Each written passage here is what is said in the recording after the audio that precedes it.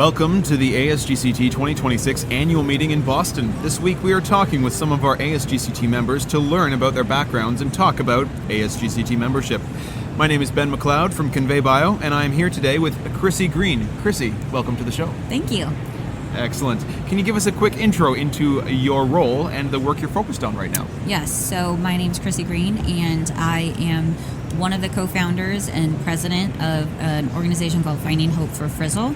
Our gene is FRRS1L, but we say Frizzle because it's easier than saying letters and numbers. But we are a rare disease, and we are a parent-led organization. We're very small, but we like to say we're very mighty.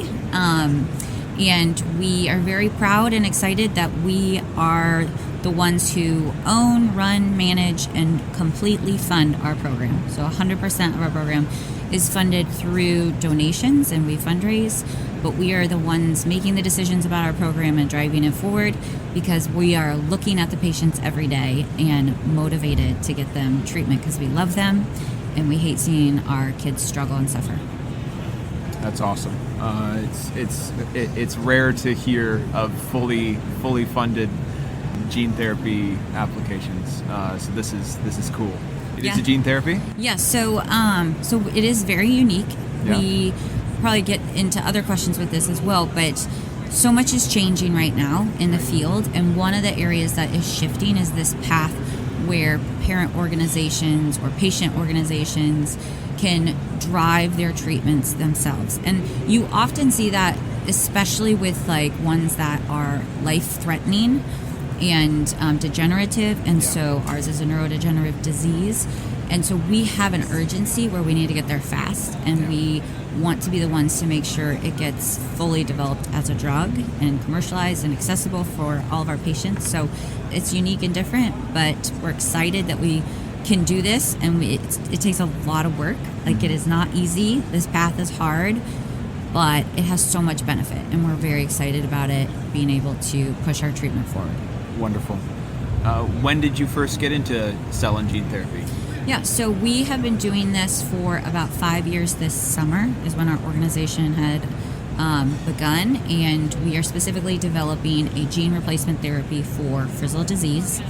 We did our preclinical work and mouse modeling of frizzle and had great efficacy in our gene replacement therapy. And so the stage that we're at now, which we're super excited about, is that we are prepared. We just finished our manufacturing, so we announced that at ASGCT here, and announced that we had completed successfully our GMP batch for drug, and our hope is to begin our clinical trial by September this year.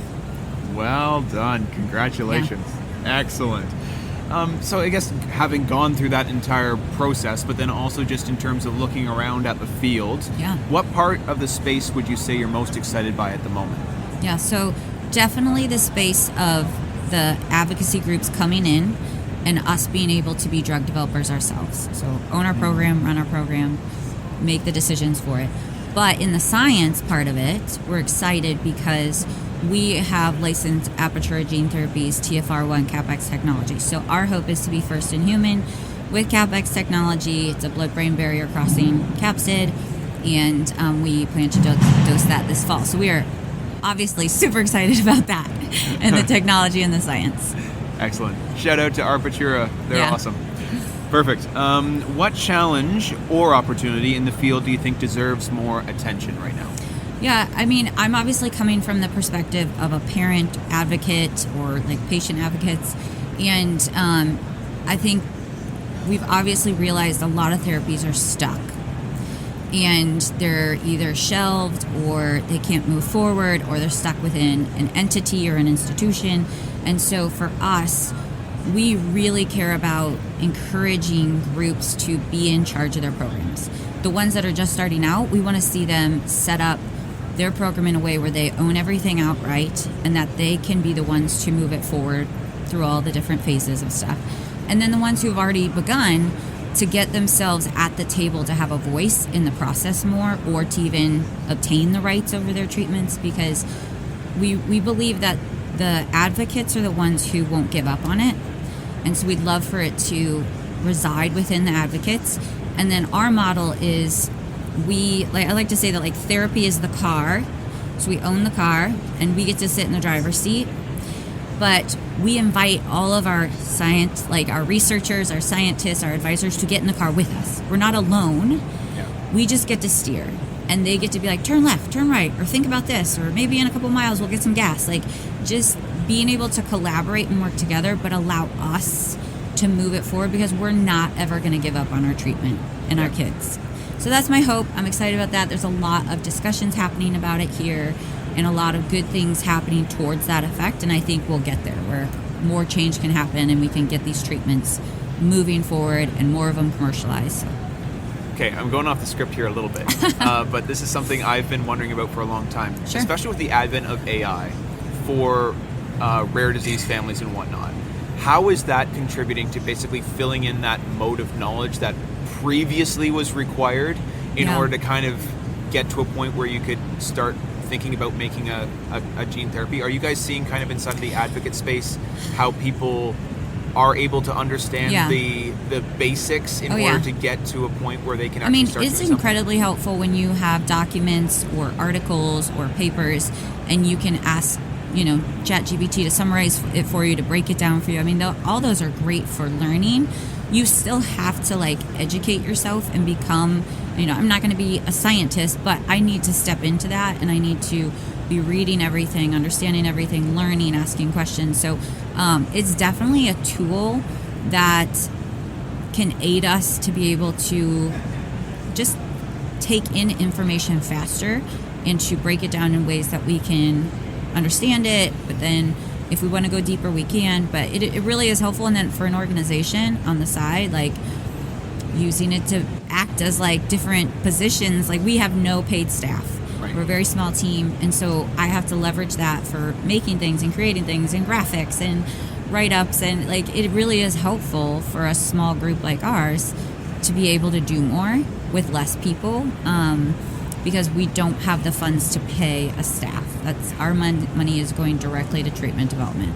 Yeah. I'm very excited to see, especially inside of the patient space, right, how highly motivated individuals, and you folks would be some of the most highly motivated in the field, are using AI in a lot of ways that just allow you to move a lot faster and have a much more comprehensive understanding and do a lot more with less, which historically has limited patient groups. I would say, though, nothing beats sitting down and talking with your advisors and experts. And as much as AI is helpful, the most rich information and education and understanding I'm going to get is when I'm talking with our team directly and asking them questions in real time and specific to our disease. So that part won't ever go away, the people-to-people collaborating and working. So I'm excited about that too. Excellent. How has ASGCT membership helped you in your career? Yeah, so this is actually my second ASGCT ever. So welcome. Last year was my first year, and honestly, I didn't know much about it. I just knew everyone I needed to talk to was in one spot. And so I was like, I need to go there so I can talk to everyone I need to talk to with our program.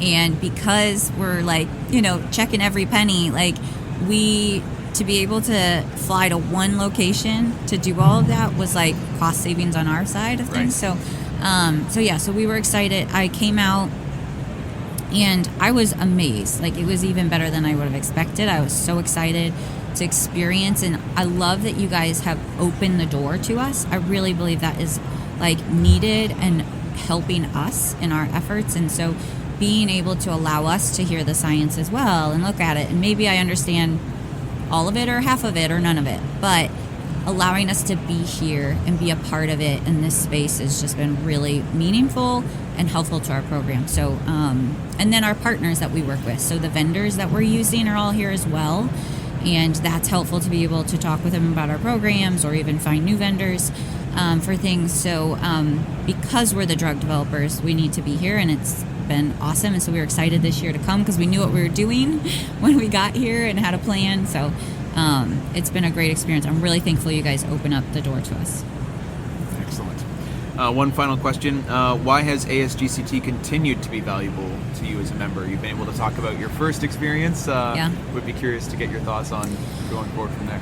I think definitely like being able to be focused on our treatment program, but then also start to learn where we can be helpful in other areas too, in the larger community of this industry and this community of people. And so meeting with people, talking about the science, talking about things that can continue to change for advocate groups and how they can continue to move forward with things. So we just want to give back and help in any way we can and continue to see innovation across all the different communities at this event. Wonderful. Thank you so much for your time, Chrissy. Yeah, thank you.